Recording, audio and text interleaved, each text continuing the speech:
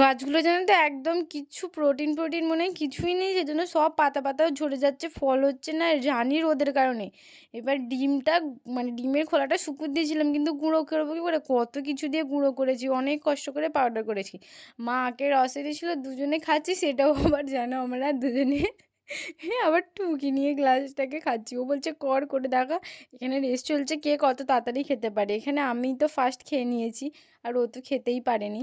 তারপরে দেখো এখানে দুজনেই একসাথে, তারপরে দেখো সব গাছের ডালগুলো ছেঁটে দিয়েছি, মানে ফল হচ্ছে না, গাছগুলো বড় হয়ে যাচ্ছে। আর ড্রাগন গাছের ফলটা জানো তো এত রোদের কারণে ঝলসে গেছে। আজকে ওয়েদারটা তো পুরো সেই রকম আছে, আর ও দেখো কিরম হাঁ করে চেঁচাচ্ছে। মেহেন্দি করেছিলাম, আর এখানে দেখো সবাই ফ্রি ফায়ার খেলার যে কী নেশা পায় আমি তো বুঝতেই পারি না কিছু।